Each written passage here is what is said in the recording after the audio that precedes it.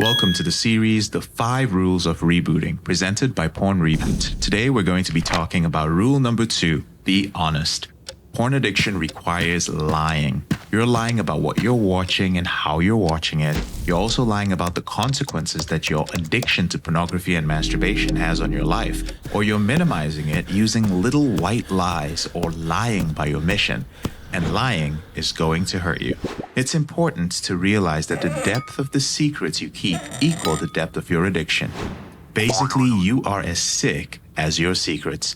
The more you can open up and share, the less sick you're going to be, and the less of an impact your addiction is going to have on you as you put yourself in a position to share the problem with other people.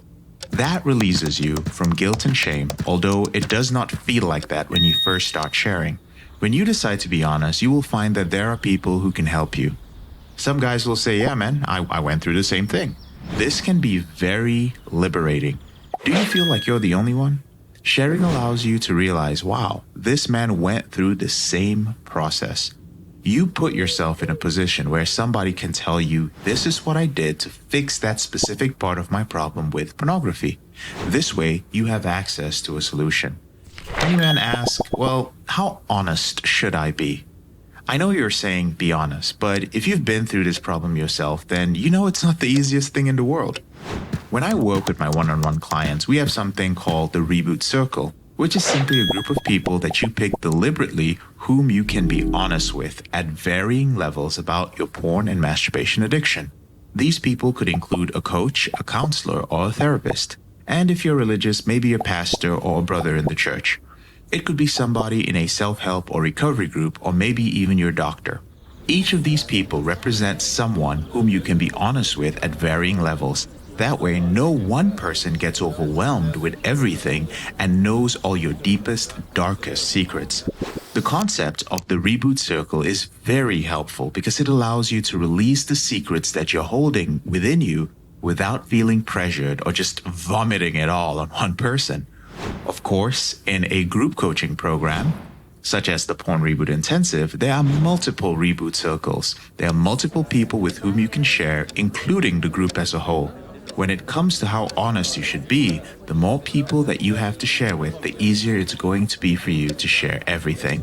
Another common question men have is, when should I not be honest? Should I just be radically honest with everybody? Aren't there real-world consequences to that? I mean, I'm a leader in my community. People think that I'm this completely different guy. They think I'm conservative. I've been completely against pornography and masturbation, but I'm doing this in my life. I'm going to be revealed as a hypocrite and a fraud. For instance, you might be a father figure, a role model to somebody, and especially if it is a family dynamics can get very complex. There are circumstances and situations when you might share this, but because family dynamics are complex, your children are not really the people that you want to share this with. Now, I do have some clients who've shared it with their children. Usually their children are adults. These situations have gone both ways, so this is not something I suggest to my clients. I've also had clients who are like, oh my God, I'm making so much progress. I told my daughter and my son-in-law, now they don't let me see the grandkids or come over and visit anymore. That creates pain. You've got to be careful. Another example, let's say your wife is in her 8th month of pregnancy. That might not be the best time to say, honey, I have a porn, sex, or masturbation addiction. Again, it might hurt more than one person. If you know that your partner is prone to something like depression or has a history of suicidal tendency or was traumatized in a past relationship by somebody who betrayed her, you must consider your timing. Maybe it's something that can be shared down the road if immediately is not an optimal time.